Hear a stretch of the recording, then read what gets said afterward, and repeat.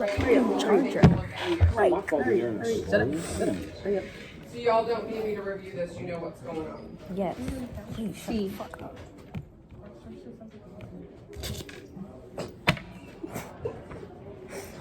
Why do you do that? There's too much So we close the door. conversation outside. Alright, so the first thing we're looking at here is our formula or equation, right? When we're translating our functions, we're looking at specific parts of that equation.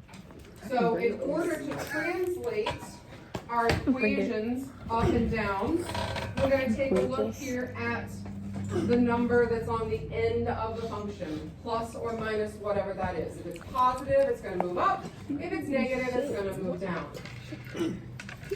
Looking at inside with the x, so it's either going to be inside of parentheses, inside of absolute value, underneath the radical. It's going to be encased inside with the x somehow. That is going to be a horizontal. The reason that this says minus is because it's the opposite. So if you want to move it to the right, you're going to put minus. If you want to move it to the left, you're going to put plus. Michaela. It's the opposite of that. We're not really concerned with this right here or this. That just tells us it's a function. In front of the x, however, is our coefficient, and that's going to either make it stretch or shrink, make it longer. We don't need to do anything with that even today. But you may have to use the negative sign to add it or take it away from the function, and what that does is it flips it across the x-axis. So those are the only pieces that you need to be concerned with, which is why I wrote it up here on a board for you. Okay? These are the pieces that you need to look at when you're changing the equation. The other pieces of information that you need to change, this is all the same stuff that you've seen before, is going to be the restrictions. When we're looking at the restrictions, okay, we're looking at the parts that are in the squiggly braces. So how are we restricting? How are we cutting that function?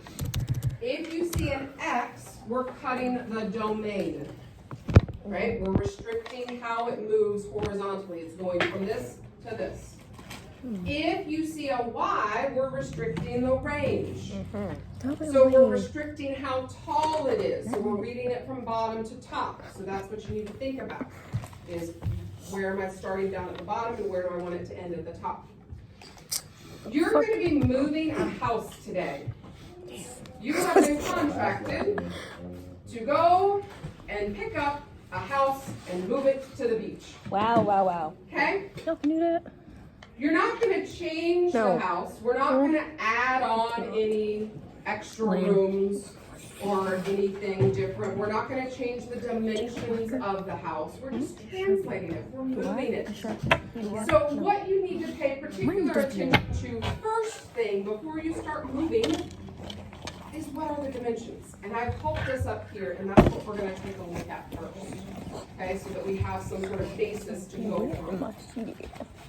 Then, when you do move that house, you want to make sure that the dimensions that you end up with are the same. If it started with a width of 4, it needs to end with a width of 4. Your goal is to move this house entirely into the first quadrant.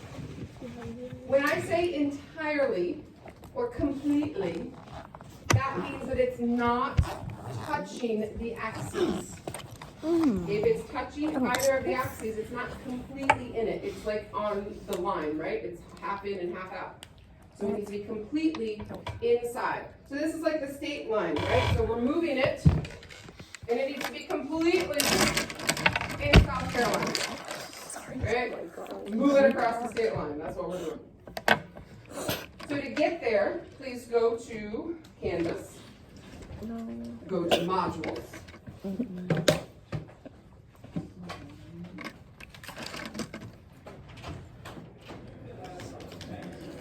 Oh, speak of the devil.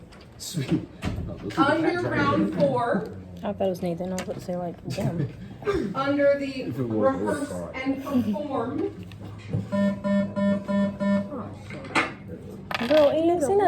you will see house translation. Shit, we were about to complain for nothing. Like jump out the window. Notice also there's a rubric there that I will be using to grade.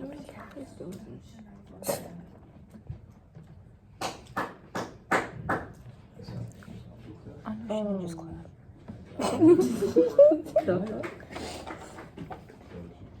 Listen, what the fuck are you doing, bro? This is our next generation. Like, that's just all I gotta say. Nigga clapping for no reason. You hating, I don't know. Yes! Once Yo. you click on the house activity, there's a link in there that will take trying to you freak me into to taking your that. Desmos classroom. We're gonna find out real quick if anybody did not sign up for Miss Wise's classroom at the beginning of the semester like you were supposed Yeah, to. real quick. Why did you look right between there? Because when you click on that, you need to sign in with Google, and it should take you then to the dashboard of our Desmos classroom. And in there, you will see house translation, the first activity, and you can hit start. No. You don't? You didn't do it? Well, I'm looking and here we go.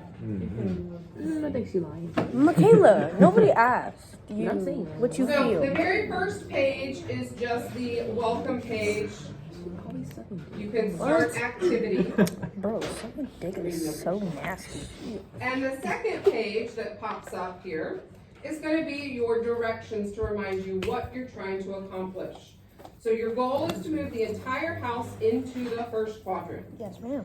Changing the restrictions That's not and the the big values stuff, in the is it? equations. Do not change the size of the house, just the location on the graph. You're going to submit a screenshot of your house to Canvas, and that tells me that you're finished and that I can grade it, okay? I'm not super concerned with if you get like everything in there necessarily, because I'm going to physically go into my Desmos portal to grade, because I'm looking at two different slides, right? Your screenshot is just simply telling me, hey, Ms. Wise, please grade my work. I'm done. Yeah. You must complete the translation of the house on slide 2. And then on slide 3, there's a couple of just really quick reflection questions about the activity that I would like for you to complete. There is an opportunity for bonus points if you want to continue to peruse some of the extras in Desmos and figure out how to shade, okay? Because you will be doing that in another activity coming up in the near future, but right now, I'm offering that as bonus points because it's not something that I'm teaching, but if you want to figure it out, then do so. So when you start with your house on slide 2, it is centered around the origin. I've already given you the house, I've already given you all the equations. They're all inside of their separate folders.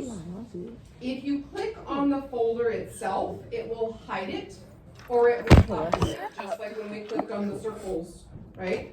If you click on the arrow, the drop-down arrow, it will show you the equation or equations that entail that part of the house, okay? So when you open up your equations, this is what you're gonna see. And I started for us a little chart over here on the board, right? Because I'm looking at each part of the house and what we are restricting. So that's what we want to know first, is what we're restricting. Because remember, when you're moving stuff, you might have to get rid of the restrictions and then put them back in. So notice inside of the curly braces here, I see an X. So that tells me I'm restricting the domain. So with the roof, I'm restricting the domain, okay? With the sides of the house, I see a Y, so I'm restricting the range. So I'm looking to see how tall they're going to be. And we keep going on from there. So what I want us to do is finish this chart right now. So I want you to look at those equations.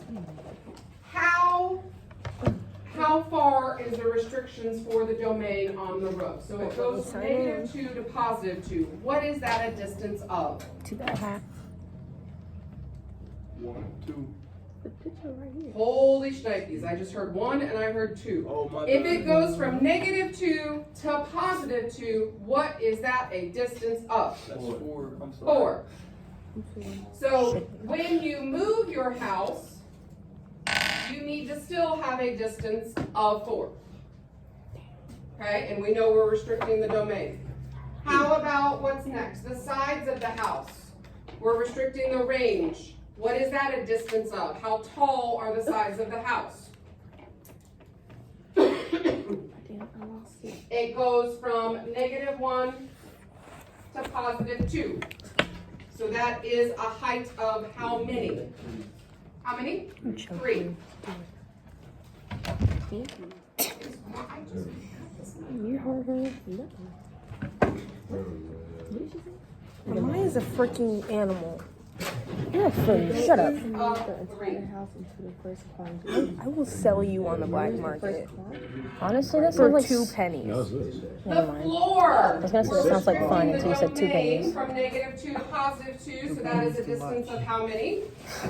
Wow. From -2 Fucking to disrespectful bitch.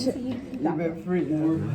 You know what? I could be a sex slave. What's the code? Dude, I could be a good sex slave. You don't know that. You don't need my It won't help, let me I sign will in, so stop. give me the code. No code. Mister, there's a class code. Okay, well, I don't know. Oh my god, you guys are all retarded.